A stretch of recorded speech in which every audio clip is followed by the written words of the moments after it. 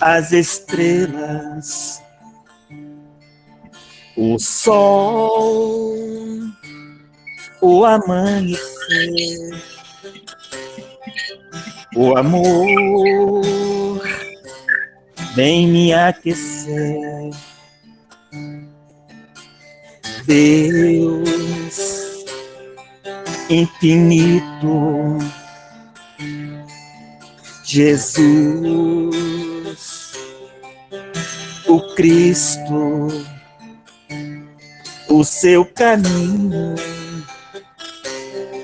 quero seguir, quero aprender a perdoar, quero aprender a amar. O mar, as ondas, o céu, as estrelas,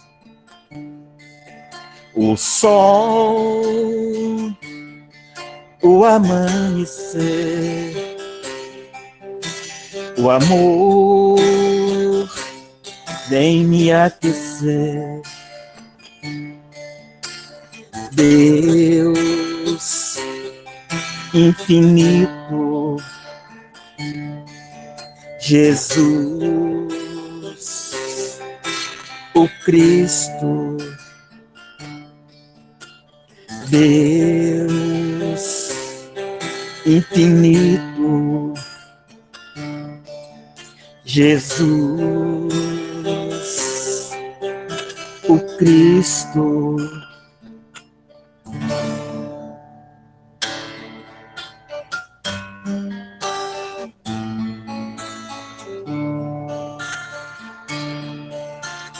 Hoje eu sou um homem novo, mudei minhas atitudes, transformei o homem velho, hoje vivo mais seguro.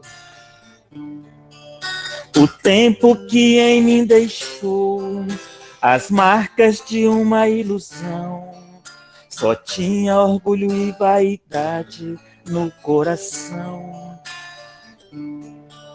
Alguém um dia me falou de coisas tão desconhecidas, e era o que eu precisava para mudar de vida. O orgulho me cegava os olhos, a vaidade me consumia. Sentia um homem poderoso que nada temia.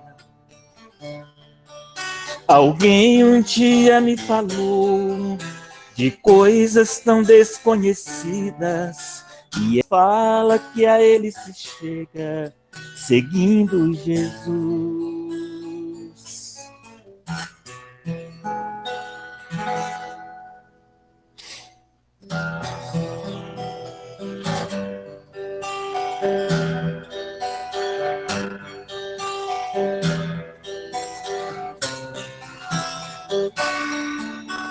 Pai, eu quero te amar, tocar o seu coração e me derramar a seus pés. Mais perto eu quero estar, Senhor, e te adorar com tudo que sou e te render glórias. Aleluia, aleluia, aleluia, aleluia, aleluia.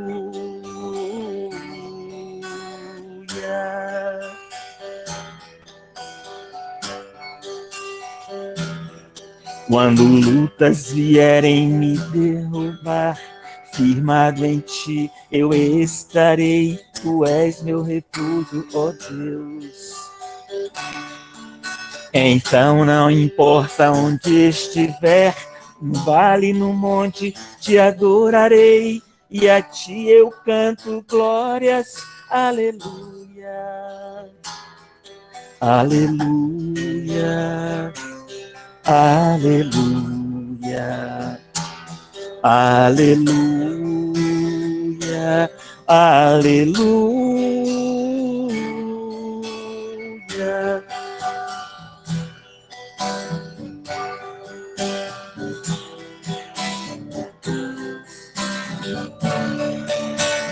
Pai, eu quero te amar, tocar o seu coração e me derramar a seus pés. Mais perto eu quero estar, Senhor, e te adorar com tudo que sou e te render glórias. Aleluia, aleluia, aleluia, aleluia, aleluia.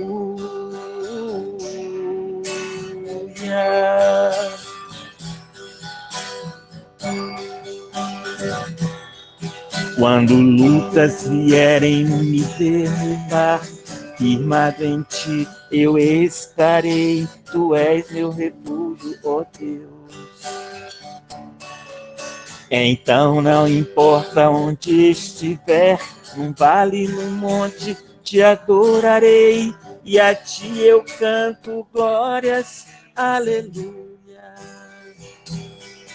aleluia, aleluia, aleluia, aleluia.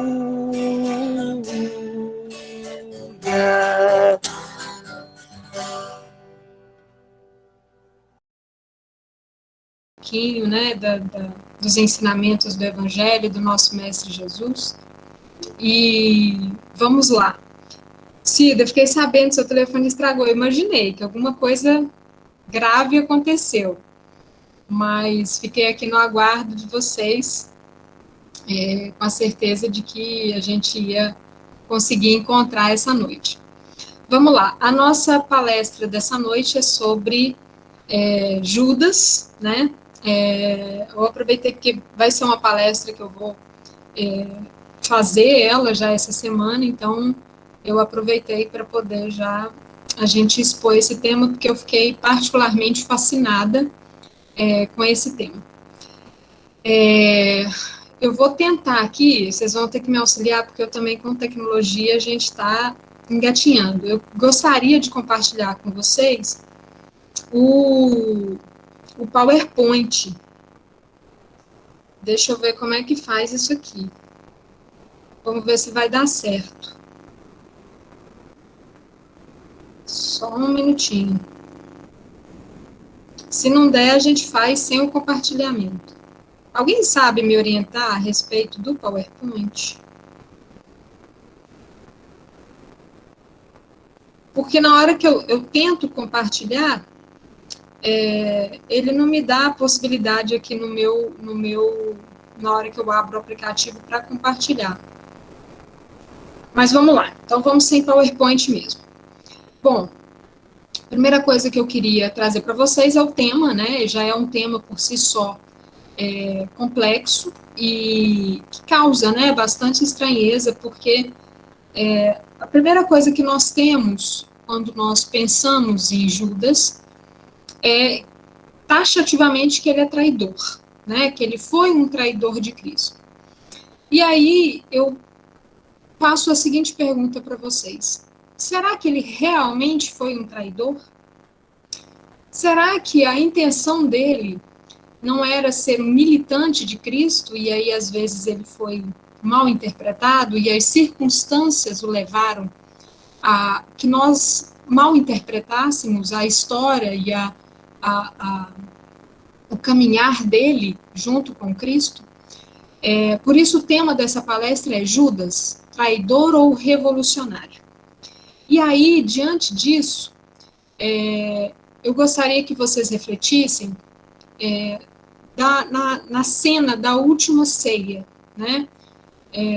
Que é a cena marcante da traição, né? Porque nos evangelhos de Mateus e Marcos, mais especificamente no capítulo 26 de Mateus, versículos 20 a 29, é aquela cena em que Jesus molha o pão e diz que um deles vai traí-lo. Essa cena, inclusive, ela foi registrada pelo pintor Leonardo da Vinci, né, que é a Última Ceia, que ela gera, a Última Ceia é exatamente a culminância das escolhas de Judas. E aí fica a pergunta, será que até esse momento ele poderia ter alterado a trajetória? Será que ele poderia ter modificado a sua escolha de traição? Eu gostaria que vocês refletissem sobre isso. E aí eu trouxe aqui, vocês infelizmente vocês não vão poder ver, mas no PowerPoint eu apresentei toda a estrutura da Última Ceia, todos os apóstolos que ali estavam, e especificamente a postura de Judas.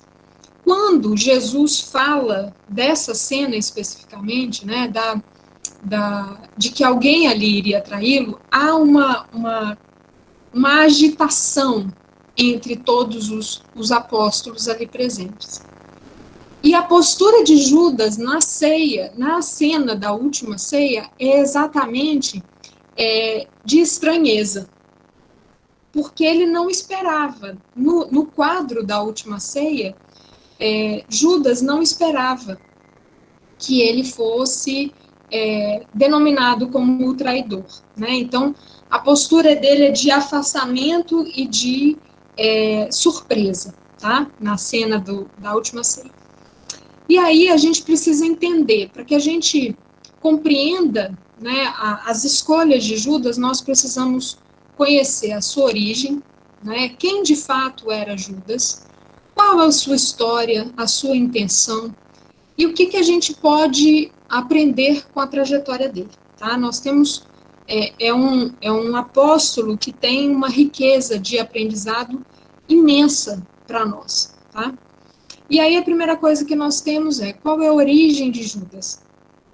Ele era filho de Simão Iscariote e Ciboreia Iscariote. Tá?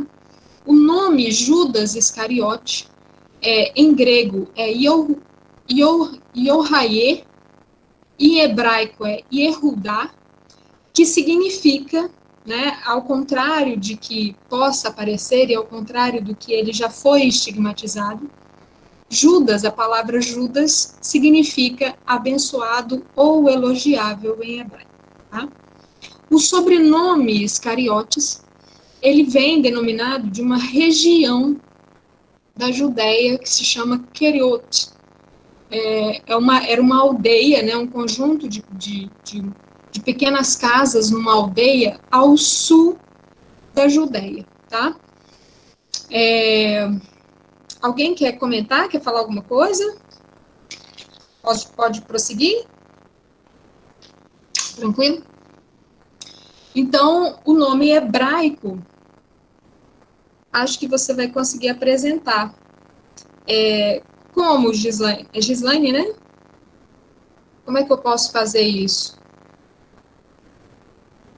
A Gislaine está falando aqui que eu vou conseguir apresentar pelo... Você fez PowerPoint, Fabiola? Sim. Quando você clica nas 3 bolinhas, não está dando? Tenta de novo, porque... Quando eu clico nas 3 bolinhas, ela não me aparece a opção de... 3 bolinhas não está aparecendo. No quadradinho com uma seta para cima. Pois é, também não. Você não tem permissão para compartilhar a sua tela. Ai, gente.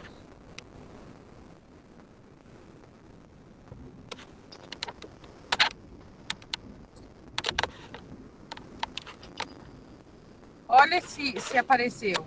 Agora tá dando. Agora deu. Beleza. Tá aparecendo aí para vocês? Para evitar o efeito de espelho, agora não compartilhe. Ignorar. E agora? Não é possível. A tela tá preta. Você colocou a agora sim. Apareceu? Apareceu. Então, aí, ó, nessa tela aí, a gente consegue ver que eu estava falando, né? Que o nome hebraico dele era Yehudá Iscariote, porque normalmente naquela época a origem da pessoa ela tinha o nome e a localidade que ela vinha, tá? Então Iscariote, né, que a gente conhece hoje, na verdade se refere à região que ele veio, que era Queriote, né? Então, se Judas era de Queriote, ele era o único apóstolo que vinha da Galileia, porque todos os outros, que ele não vinha da Galileia, porque todos os outros apóstolos eram da Galileia, e ele era o único apóstolo da Judéia. No livro Boa Nova, no capítulo 5, há um trecho lá que fala o seguinte: Judas destoava um pouco desse concerto, o concerto dos apóstolos, pois nascera em Iscariotes e se consagrava ao pequeno comércio em Cafarnaum, onde ele vendia peixes e quinquilharias. E agora, como é que eu faço para passar o PowerPoint, Gislaine? Só passar normal, passou, né? Ok. E aí, eu trouxe aqui para vocês um mapa da região. Esse era um mapa da região em que Jesus nasceu, ficava a Galileia, a Samaria e a Judéia. A cidade, especificamente de Judas, era essa daí onde está aparecendo a setinha. Queriote, tá vendo? Ela fica bem ao sul da Judéia, acima um pouco fica Belém, fica Betânia, Jerusalém, tá? Então, ele veio dessa região aí. Prosseguindo aqui, só para a gente ter uma noção, né, da região, agora a gente vai ver quem de fato... Vocês estão vendo? Vocês vão me dando feedback aí. Quem de fato era e qual era a sua história?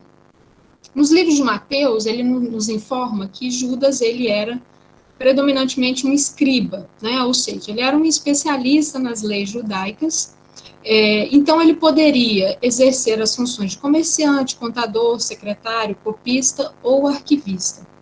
Por isso, por esse motivo, ele exercia a função de tesoureiro do grupo, tá? Do grupo de Jesus. Existem alguns teólogos que sugerem que Judas não foi chamado como os outros apóstolos, que ele provavelmente é o apóstolo, é o discípulo anônimo, citado em Mateus 8,19, em que há essa seguinte passagem: Mestre, seguir-te-ei para onde quer que fores. Nesse contexto, por que isso é importante? Porque em todas as outras passagens, né, em que há esse movimento dos discípulos com Jesus, toda vez Jesus sempre utiliza o seguinte termo: segue-me.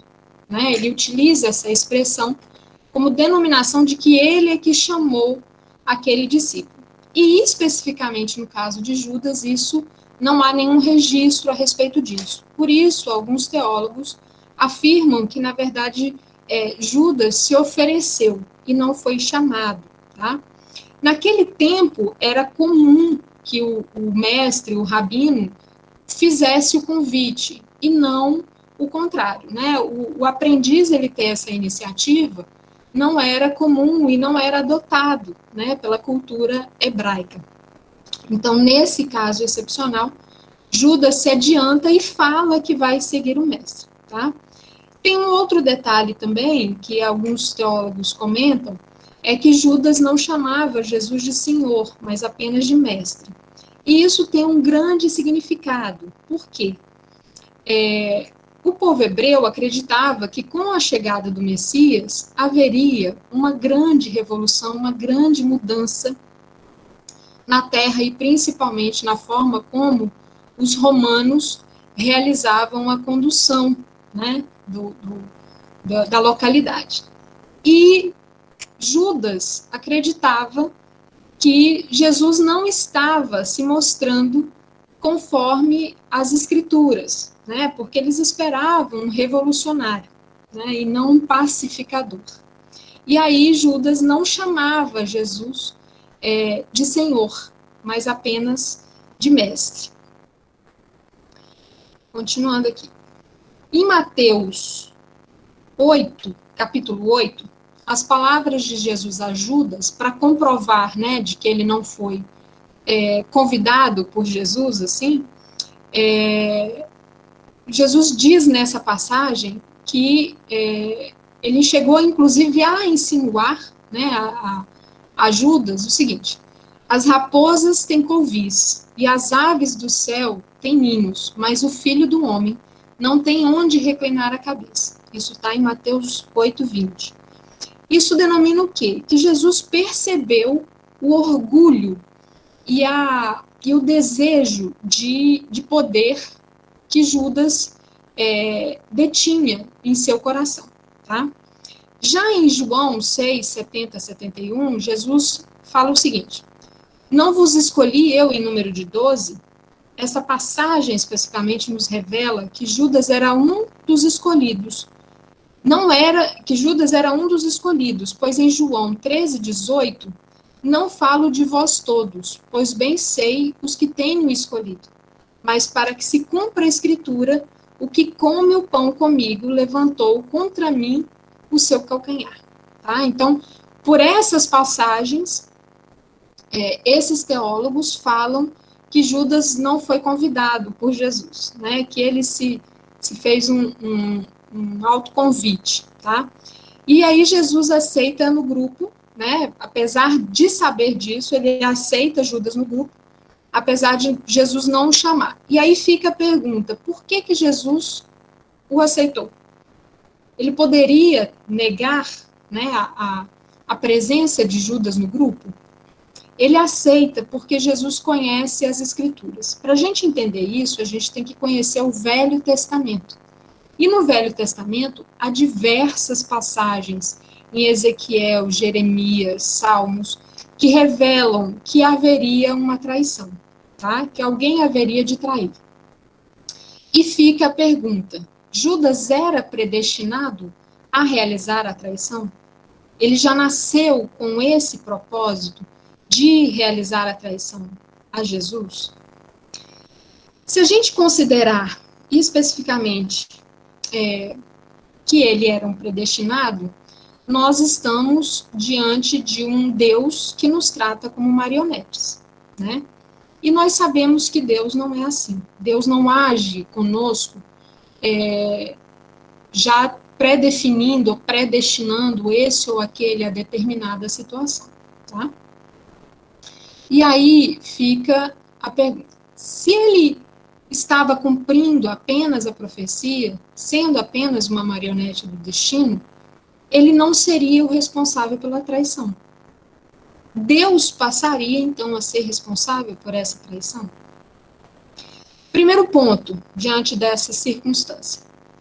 A Bíblia, ela não afirma que Judas estava predestinado a trair, tá? Então, no Velho Testamento, os livros de Ezequiel, Jeremias, Salmos, 1 Coríntios também, se eu não me engano, não havia essa previsão que ele especificamente estaria predestinado a trair, tá? Embora a morte de Jesus já fosse uma coisa já definida, inclusive no Velho Testamento, tá? Porque tanto Pilatos, Caifás e Judas, e tantos outros que participaram na sua execução, eles não precisariam ter sido instrumentos da morte de Cristo, tá? Eles eram livres para aceitar Jesus como inocente ou colaborar com a sua condenação. E aí a gente entra na questão do nosso livre-arbítrio, tá? Quando nós encarnamos, nós temos o livre-arbítrio para definir qual caminho que nós vamos tomar conforme a nossa consciência. O segundo ponto é: Jesus conhecia muito bem o coração daqueles que estavam próximos a ele. Isso não resta dúvidas. E se Judas abrisse o coração a Cristo de verdade, ele não teria o orgulho, o egoísmo, o desejo de poder que dominava o seu coração, tá? Na verdade, a traição a Cristo era uma prova para o espírito de Judas, tá? E aí a gente teria que verificar essas circunstâncias à luz das suas reencarnações, tá? Qual era a necessidade dessa prova para esse espírito? Terceiro, se Deus não predestinou Judas, como Jesus sabia que Judas seria o traidor?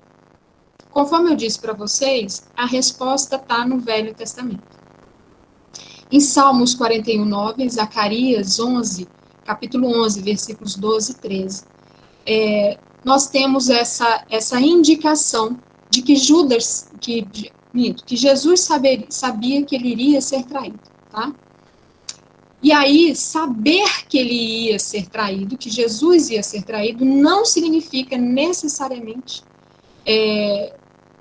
que está decidido, que há uma decisão pré-definida, porque Deus sempre vai nos conceder o livre-arbítrio, tá? E aí, conforme as circunstâncias da nossa vida, a gente consegue aferir, né, se a gente está extrapolando esse livre-arbítrio ou não.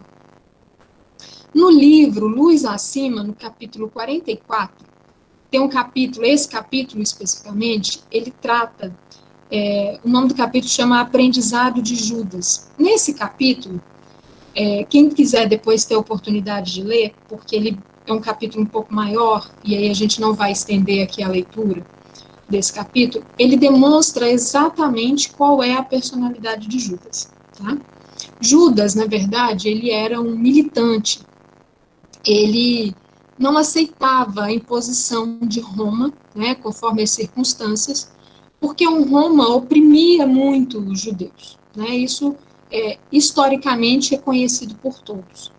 Então, em decorrência dessa opressão, Judas tinha uma personalidade muito desconfiada, ele duvidava das intenções de todas as pessoas que se aproximavam, tá? Então, ele tem uma personalidade bastante hostil em relação à forma de ver a caridade, a forma de ver o amor, tá? Nesse livro, nesse capítulo, dá para delinear um pouco dessa personalidade de Judas. E aí, quem quiser depois ter a oportunidade de ler, eu recomendo. Em seguida, a gente vai alcançar a entender o seguinte: por que Judas, na verdade, era um revolucionário? Quando a gente para pensar na conduta dele, né, quanto Judas recebeu para trair Jesus? É de fato notório, está na Bíblia e em todos os textos relativos a esse assunto. Ele recebeu 30 moedas de prata. Tá? 30 moedas de prata em Roma era muito dinheiro para aquela época, para aquela região e para aquela realidade? Não era. Era muito pouco. Como é que a gente sabe disso? Né? Que 30 moedas de prata era muito pouca coisa para que Judas vendesse, né, Jesus. Em Êxodo, capítulo 21, 32, há a menção do seguinte: se o boi escornear um servo ou uma serva, dar-se-á 30 ciclos de prata ao seu senhor, e o boi será apedrejado. Isso, naquela época, naquela região, era como se fosse assim, uma coisa assim, muito, muito, muito comum de acontecer, tá? A ponto de que, se um boi machucasse algum servo, e os servos, vamos dizer aqui de passagem, que eles não eram valiosos, né? Porque eles eram tidos como escravos, eles não iriam pagar muita coisa por um prejuízo que um boi causou num servo, tá? Então, esse valor era pago como uma indenização envolvendo animais e escravos. Era muito, gente, era muito, muito pouco, tá? E aí, em Mateus 27, 1,7, os sacerdotes compraram com esse dinheiro um campo improdutivo para fazer dali um cemitério de estrangeiros indígenas. Porque na hora que na hora que Judas percebe que o que ele fez, a manipulação política que ele fez, não deu certo, ele vai procurar novamente, né, o Caifás no Sinédrio, e aí essa passagem relata exatamente isso. A gente vai ler: e chegando amanhã, todos os príncipes, os sacerdotes, os anciões do povo, formavam juntamente conselho contra Jesus para o matarem. E maniantando, o levaram e entregaram ao presidente Pôncio Pilatos.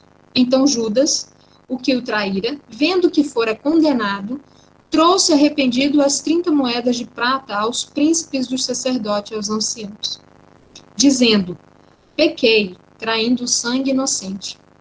Eles, porém, disseram: que nos importa? Isso é contigo.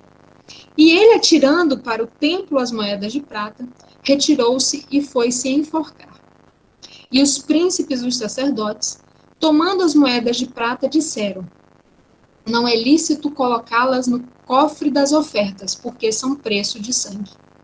E tendo deliberado em conselho, compraram com elas um campo de um oleiro para sepultarem os estrangeiros. Então, na verdade, assim, quando Judas procurou Caifás para poder vender Jesus, na verdade ele queria realizar um golpe político, tá? Isso a gente vai ver posteriormente, inclusive a gente tem na obra espírita essa situação. Ele queria fazer uma revolução política. Ele não queria matar de fato Jesus, ele não tinha essa intenção. Tá? A intenção dele era ocasionar uma revolução para que o Messias chegasse ao poder. Só que ele se esqueceu de que Jesus disse para ele que o meu reino não era deste mundo. Judas, ele estava tão cego pelo poder que ele ambicionava, que ele esqueceu que Jesus não estava lutando pelo Império de Roma. Jesus estava lutando por nós, né, pela nossa evolução e pela nossa criação. E a gente tem essas confirmações nas obras espíritas. A gente vai ver aqui na sequência a fundamentação dessa postura de Judas. E aí, na imagem seguinte, se não foi por dinheiro, quais eram as intenções de Judas? Por que ele entregou Jesus? Primeiro, Judas, ele almejava, como eu falei a vocês, a libertação do país do governo romano. E via em Jesus o protagonista perfeito para isso, tá? Porque Jesus conseguia arrebatar as multidões. Então, ele achava que fazendo esse movimento que Jesus tinha de arrebatar as multidões, ele conseguiria derrubar o governo romano. Jesus, contudo, se comunicava por parábolas, né? Ele preferia o anonimato e o contato com as pessoas mais simples. E aos olhos de Judas, Jesus não se decidia em assumir de fato o poder. Tá? Judas, não concordando com essa postura, decide dar uma mãozinha para o mestre. Vejam, mãozinha para o mestre. Né? Imagina a pretensão desse espírito. Apressando a intervenção de Jesus como um libertador de Israel. Tá? Por isso, ele entrega Jesus para os líderes dos saduceus, na esperança de que, a partir daquele momento, ele tivesse início uma revolução e que Jesus conduzisse os seus discípulos para libertarem a Palestina da dominação do jugo romano. Então, essa foi a razão. A razão de Judas não está limitada na questão financeira das moedas. Tá? Judas não estava preocupado com a questão das moedas. As moedas eram de menos. Né? Ele não tinha interesse nas moedas. No livro A Boa Nova, nós temos 2 capítulos que abordam essa questão de Judas. O primeiro é o capítulo 5, que fala sobre os discípulos, e o segundo é o capítulo 24. Eu vou pegar aqui o capítulo para dar uma breve leitura para vocês a respeito, mais especificamente no capítulo 24, tá? Fala o seguinte, que o capítulo 5, ele relata um pouco sobre os apóstolos, tá? Então, depois, se alguém quiser fazer uma leitura mais profunda a respeito do tema, o capítulo 5 ele é essencial. E o capítulo 24 é uma passagem em que ele está, Judas e Tiago, nessa passagem do capítulo 24, Judas revela a Tiago a sua intenção, tá? E aí, nessa conversa de Tiago, ele deixa claro os motivos, tá, da sua intervenção. Ele fala o seguinte, ó. Tiago, exclamou Judas, entre ansioso e atormentado, não achas que o mestre é demasiado simples e bom para quebrar o jugo tirânico que pesa sobre Israel, abolindo a escravidão que oprime o povo eleito de Deus? Mas replicou interpelado, ou seja, Tiago responde, poderia admitir no mestre as disposições destruidoras de um guerreiro do mundo? Não tanto assim, afirma Judas. Contudo, tenho a impressão de que o Messias não considera as oportunidades. Ainda hoje, tive a atenção reclamada por doutores da lei que me fizeram sentir a inutilidade das pregações evangélicas, sempre levadas a efeito entre as pessoas mais ignorantes e desclassificadas. Ora, as reivindicações do nosso povo exigem um condutor enérgico e altivo. Israel, retrucou o filho de Zebedeu, que é Tiago, né? De olhar sereno, sempre teve orientadores revolucionários. O Messias, porém, vem efetuar a verdadeira revolução, edificando o seu reino sobre os corações e nas almas.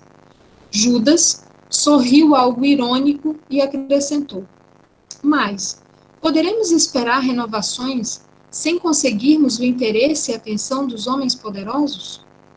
E quem haverá mais poderoso do que Deus, de quem o mestre é o enviado divino? Afirmou Tiago. E em face dessa invocação, Judas mordeu os lábios, mas prosseguiu. Não concordo com os princípios de nação e creio que o evangelho somente poderá vencer com o amparo dos prepostos de César ou das autoridades administrativas de Jerusalém, que nos governam o destino.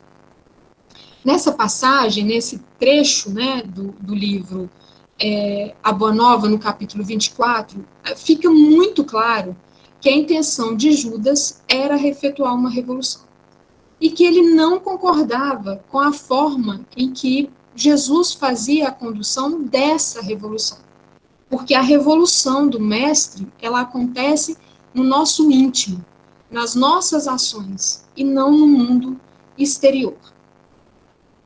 Alguém quer comentar alguma coisa? Tá tudo certinho?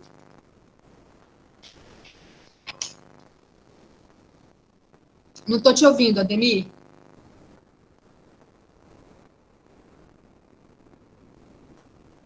Certinho?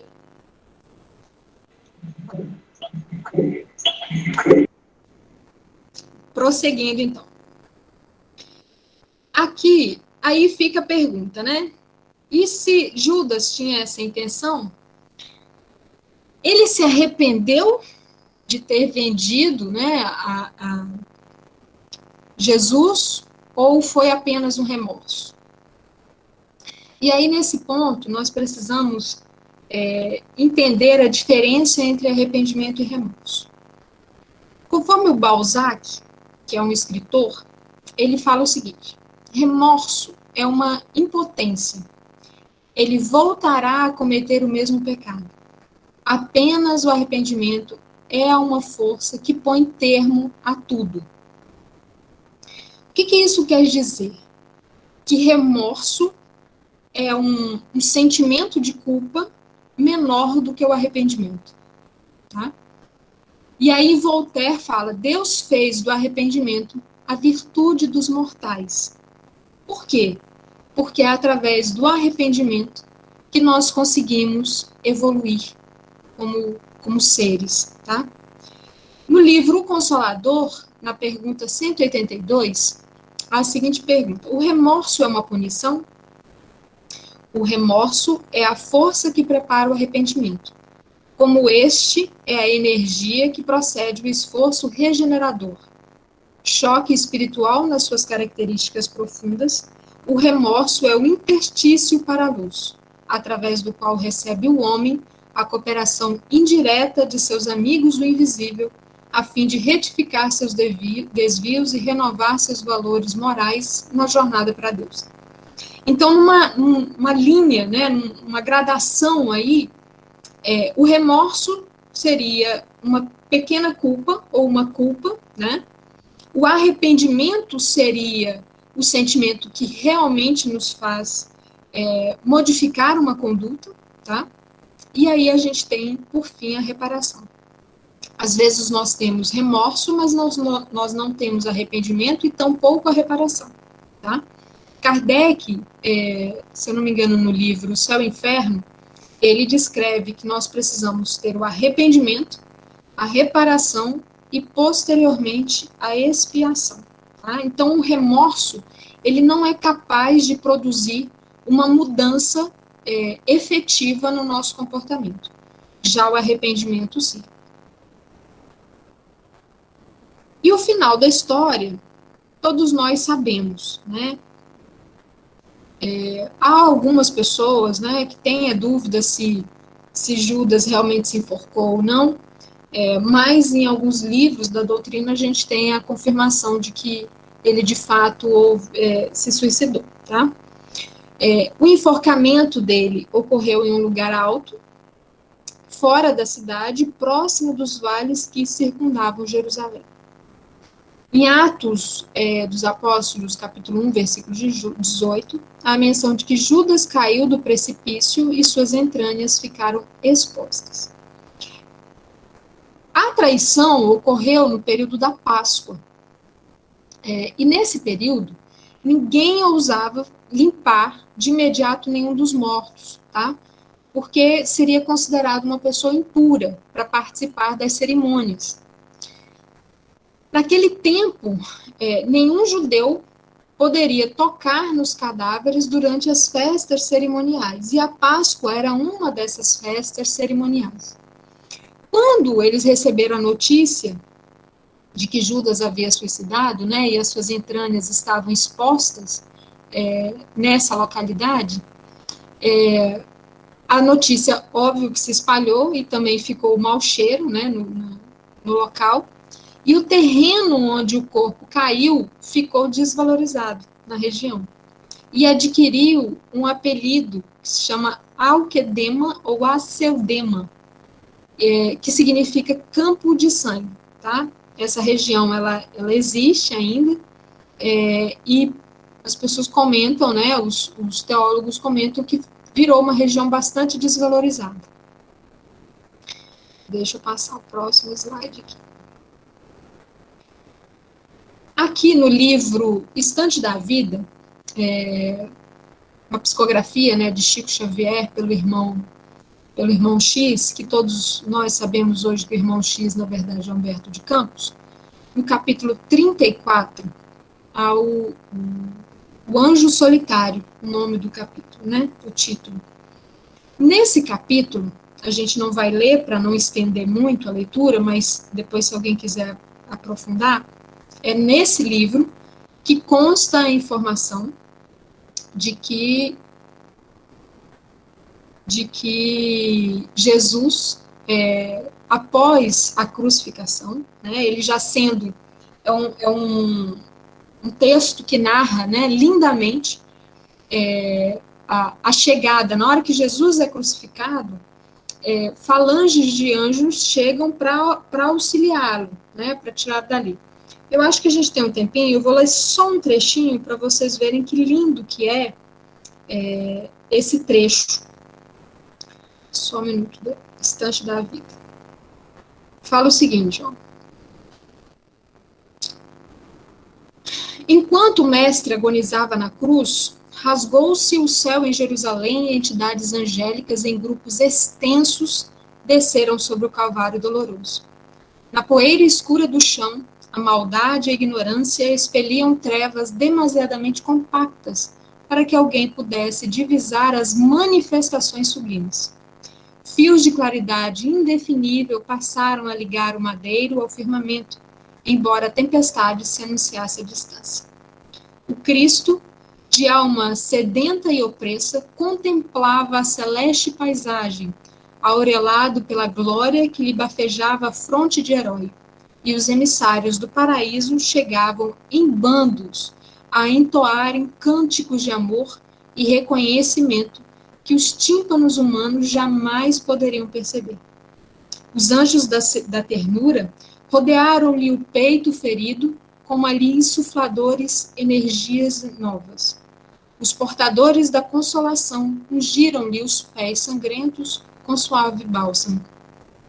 E aí eles continuam narrando. E aí no final do texto, eles falam o seguinte, ó. Deixa eu localizar aqui.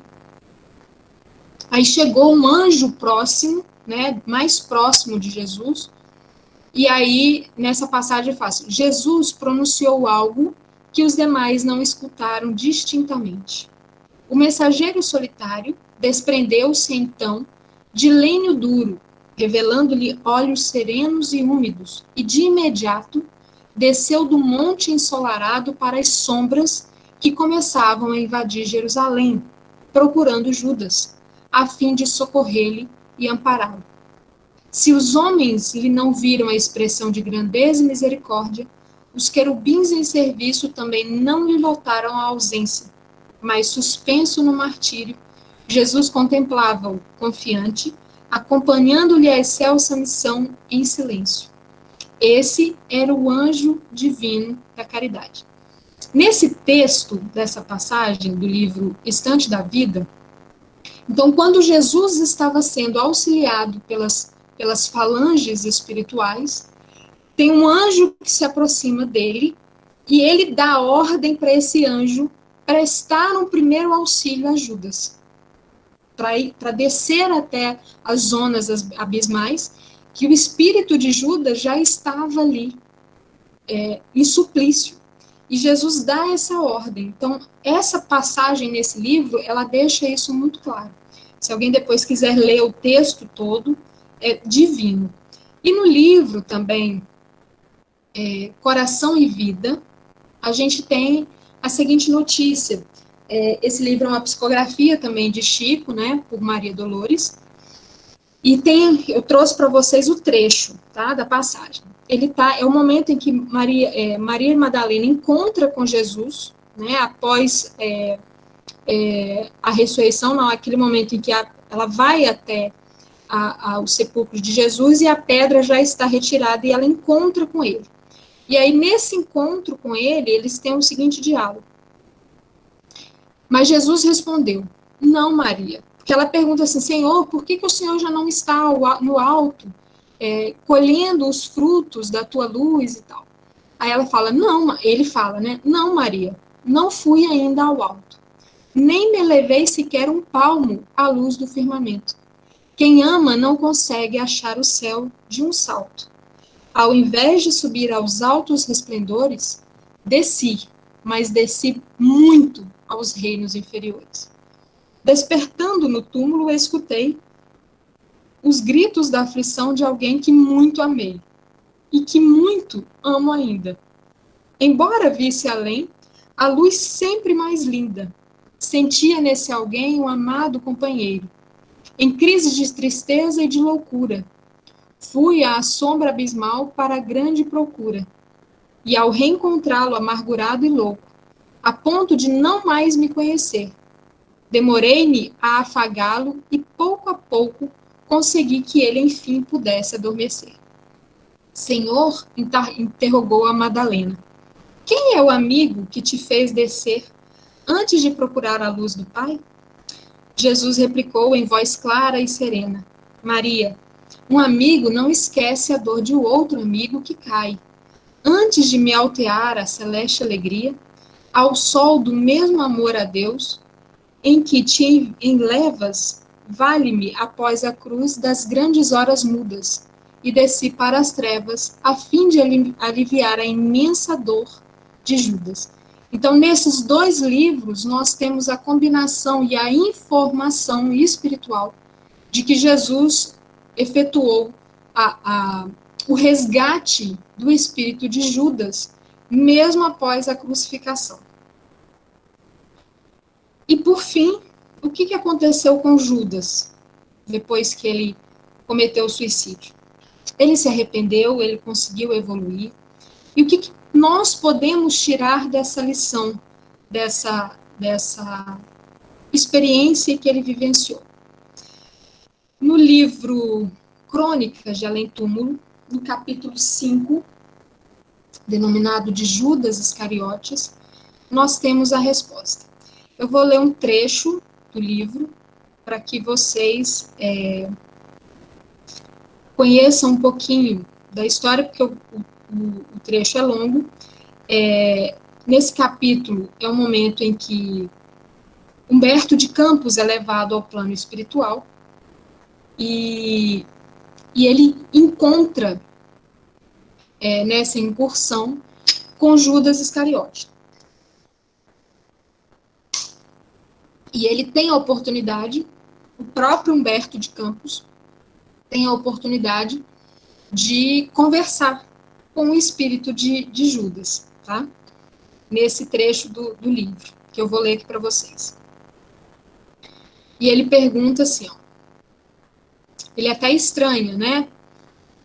Ele fala assim, é uma verdade tudo quanto reza o Novo Testamento com respeito à sua personalidade na tragédia da condenação de Jesus? Aí Judas responde, em parte.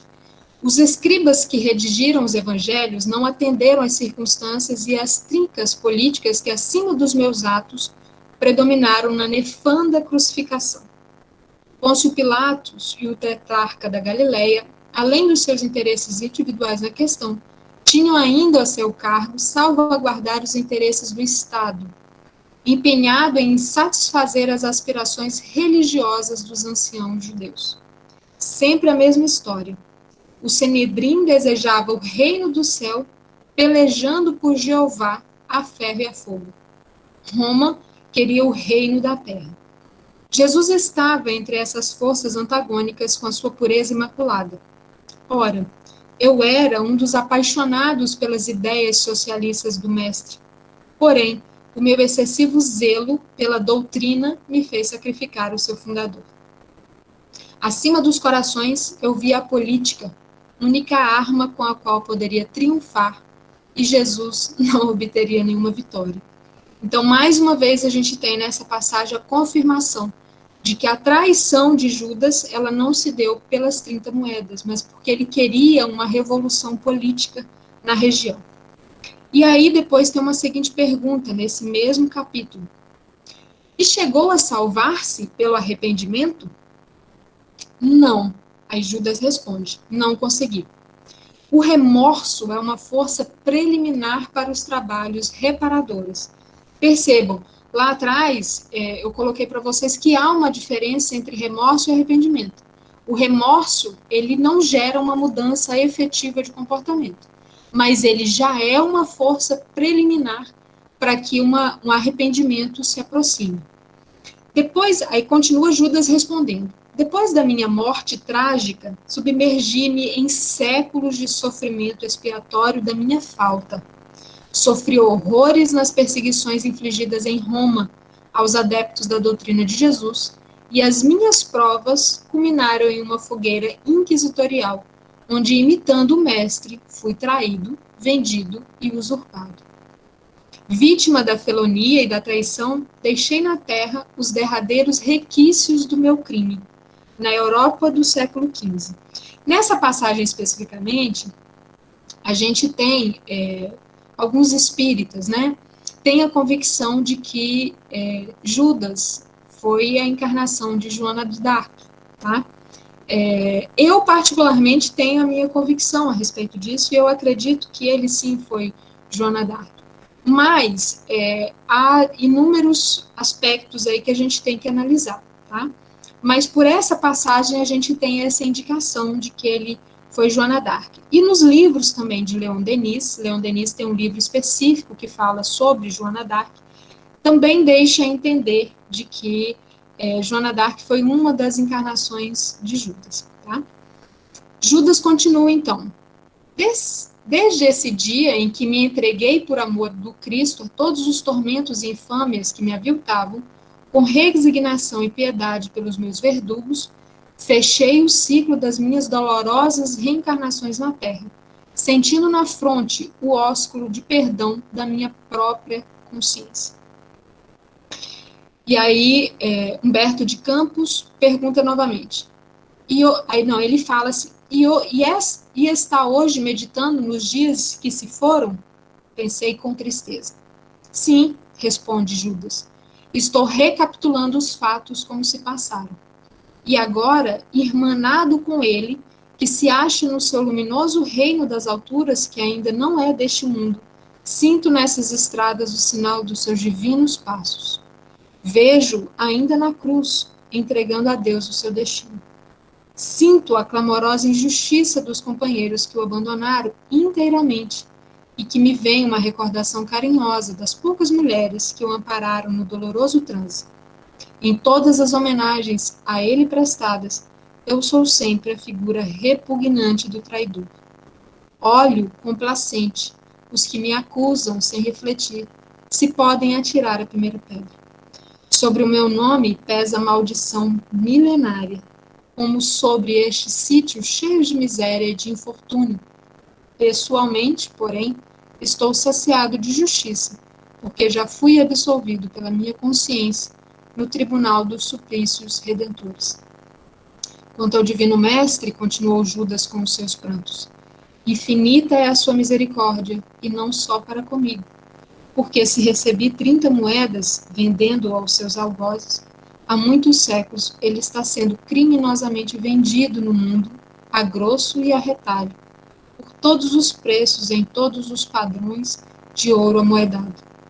É verdade, concluí, e os novos negociadores do Cristo não se enforcam depois de vender. Judas afastou-se, tomando a direção do Santo Sepulcro, e eu, confundido nas sombras invisíveis para o mundo, vi que no céu brilhavam algumas estrelas sobre as nuvens pardacentas e tristes, enquanto o Jordão rolava na sua quietude, com um lençol de águas mortas, procurando o mar morto. É linda essa passagem, e ela revela para a gente, assim, uma condição espiritual de Judas já evoluído, né, já tendo encontrado a paz na sua consciência. O que a trajetória dele nos deixa? Primeiro, nós vivemos no mundo julgando os erros e lançando pedras, né, nesses julgamentos que nós realizamos, sem saber as razões, sem entender os motivos que levaram a ele.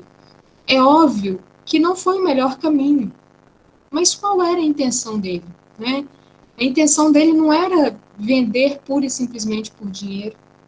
E quantas vezes nós colocamos à venda as nossas convicções, a nossa fé por Cristo? Quantas vezes nós buscamos nas coisas materiais a redenção, enquanto a redenção está nas palavras do Mestre, né? E aí, por fim, eu quero refletir com vocês que das ovelhas que meu Pai me confiou, nenhuma se perderá. Assim como Judas não se perdeu, Jesus também não vai deixar que nós nos perdamos nessa caminhada, né? Nós precisamos confiar nesse leme nas mãos do Cristo. Nós precisamos ter tranquilidade e fé de que a condução do nosso planeta, de que a condução do nosso país, ela está nas mãos mais seguras possíveis. E ele não vai deixar nenhum de nós para trás. Nós temos hoje, nós vivemos muitas vezes com brincadeiras a respeito de Judas, mas Judas já evoluiu. E aí, às vezes, a gente fica criticando e julgando Judas atuais, né, da nossa sociedade, esquecendo que, na verdade, o verdadeiro Judas já está no outro patamar, enquanto nós estamos aqui, julgando e crucificando a sua história, né, ou seu momento. Ele teve seus erros, mas ele já reparou. E nós, a cada dia, nós temos os nossos erros, e Deus sempre nos propicia a oportunidade de reparar. Nós só temos que aproveitar essas oportunidades como Judas aproveitou. O meu muito obrigada por compartilhar com vocês, mas esse momento de reflexão, de aprendizado, de ensinamento é sempre uma honra, e paz e luz a todos os corações que nos ouvem nesta noite. Obrigada, viu?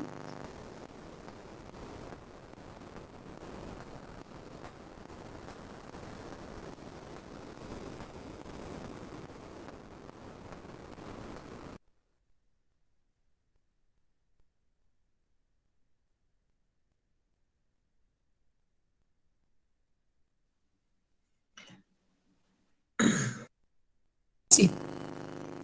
É para fazer a prece? Tá. Então vamos acalmar nossos corações, nossas mentes, aproveitar nesse final de noite de domingo, todos nós possamos encontrar nos braços do nosso Mestre o seu imenso amor, a sua imensa misericórdia de sempre nos conceder mais uma oportunidade de corrigir as nossas faltas, os nossos erros. Que a cada dia, Senhor, possamos ser instrumentos da tua paz e do teu amor. E que todos aqueles que caminham conosco entendam, compreendam os teus ensinamentos e que a tua luz é que irá reinar neste planeta. Que assim seja. Gratidão, viu?